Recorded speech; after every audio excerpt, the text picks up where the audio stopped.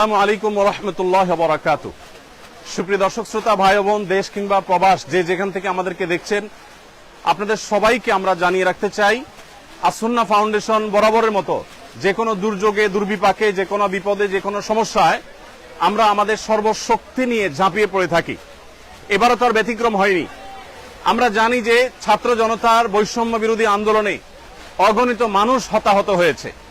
গত 4-5 দিন যাবৎ নাওয়া খাওয়া কোনো কিছুরই কোনো ঠিক ঠিকানা নেই। আমরা সকাল থেকে রাত পর্যন্ত একটার পর একটা হসপিটালে আমরা ঘুরে বেরিয়েছি এবং যারা হতাহত হয়েছে আন্দোলনে তাদেরকে আমরা আমাদের সহায়তা সাধ্য অনুযায়ী আপনাদের আমানত আমরা তাদের কাছে পৌঁছে দিয়েছি এবং সেই কাজটি এখনো চলমান আছে।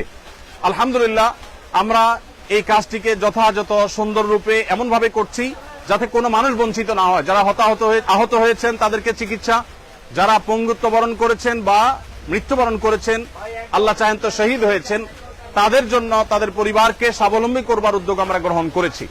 ইতিমধ্যে 5 কোটি টাকা আমরা বিতরণ করবার পরিকল্পনা সমাপ্ত করেছি, তবে সব টাকা যে পৌঁছতে পেরেছি তা না। অনেকগুলো আমরা প্রসেসিং এ আছে, বাই সিরিয়াল পৌঁছাচ্ছি। আর এর বাইরে আরো 5 কোটি টাকা খরচ করার আমাদের পরিকল্পনার কথা আমরা ব্যক্ত করেছি। এবারের বন্যা সিলেটের সুনামগঞ্জের অনেক এলাকাকেও প্লাবিত করেছে। তো আমরা বন্যার্থ মানুষের জন্য প্রাথমিকভাবে শুকনো খাবারের ব্যবস্থা করেছি। এখানে একটা কর্মযজ্ঞ চলছে, আমাদের আরেকটা শেড আছে, সেখানে আরেকটা কর্মযজ্ঞ চলছে, ফেনীতে আরেকটা কর্মযজ্ঞ চলছে। 3টা জায়গায় আমাদের কাজ চলছে। এই বস্তাগুলোতে আমরা 10 কেজি করে চাল দেব। 10 কেজি করে চাল এখানে যুক্ত হওয়ার পর এরপরে ঢুকবে হলো তেল, 2 লিটার করে তেল, এরপরে 2 কেজি করে মসুর ডাল, এরপরে 1 কেজি করে লবণ ঢোকার পর এই বস্তাগুলোর মুখ বন্ধ করে ফেলা হবে এবং এগুলো সব গাড়িতে লোড করা হচ্ছে। এখানে আমাদের তরুণদেরকে আমরা দেখতে পাচ্ছি যে তারা মাল নিয়ে যাচ্ছে আলহামদুলিল্লাহ প্যাকেট হয়ে। মাশাআল্লাহ, এখানে আমরা দেখতে পাচ্ছি। এত আওয়াজ করলে কিভাবে কাজ করবে? আওয়াজ করা যাবে না। এখানে লবণ আছে, আমরা দেখতে পাচ্ছি লবণ স্তূপ, 1 কেজি করে লবণের প্যাকেট ঢুকছে। আর এটা তেল চালে বস্তা ঢুকবে, ও আপনারা ঢুকিয়ে দিয়ে দিবেন একসাথে।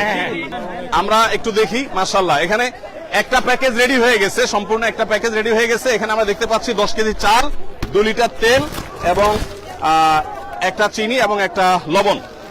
একটা ফ্যামিলির জন্য কমপ্লিট রেডি হয়েছে। ডাল, 2 কেজি ডাল, এটা ওইদিকে চলে যাবে প্যাক হওয়ার জন্য। প্যাক হওয়ার পর ইনশাআল্লাহ আমাদের যে পরিমাণ মাল কেনা হয়েছে সেটা সম্ভবত এখন 700 মেট্রিক টন এর বেশি হয়ে যাবে। যে পরিমাণ মাল কেনা হয়েছে, গতকালকে 5 শতাধিক ছিল, সেটা আরো প্লাস হয়েছে। তো আমরা মেহেরবানি করে, এদিকে তাকবীর দিচ্ছে, আমরা শুনতে পাচ্ছি। তো আমরা যে পরিমাণ মালামাল প্রস্তুত করেছি, যা আপনাদেরকে পৌঁছিয়েছি, সেগুলোর একটা সামারি আপনাদেরকে জানিয়ে রাখতে চাই।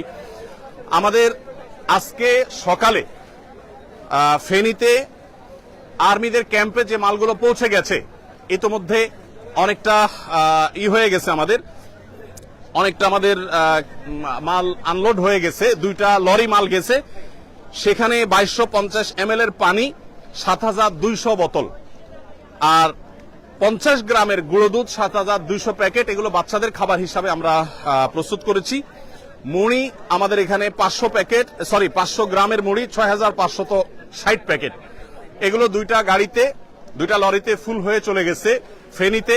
এবং মহিপালে যে আর্মিদের যে ত্রাণ কার্যক্রম পরিচালনা হচ্ছে বাংলাদেশ সেনাবাহিনীর, সেখানে আমরা এই মালগুলো আনলোড করেছি এবং সেখান থেকে রিমোট এরিয়াতে সেনাবাহিনীর চৌকস সদস্যদের সহযোগিতা সেগুলো আমরা পৌঁছে দিচ্ছি। এর বাইরে গত বুধবার রাতে আমাদের এখান থেকে 10 টন খেজুর, 10 টন চিড়া এবং 5 টন চিনি এবং 5 টন লবণ চলে গেছে। চিনি এবং লবণ দেওয়ার উদ্দেশ্য হলো যারা স্যালাইন বানাতে চান তারা এখান থেকে স্যালাইন বানিয়ে খেতে পারবেন এবং এর বাইরে কেউ চিড়া দিয়ে খেতে পারবেন। আবার সেই সাথে খেজুরটা আপনারা জানেন 5-6টা খেজুর আর 1 গ্লাস পানি খেলে একবেলা খাবারের কাজ হয়ে যায়, সেজন্য খেজুরটাকে আমরা খুব প্রায়োরিটি দিয়ে কাজ করছি।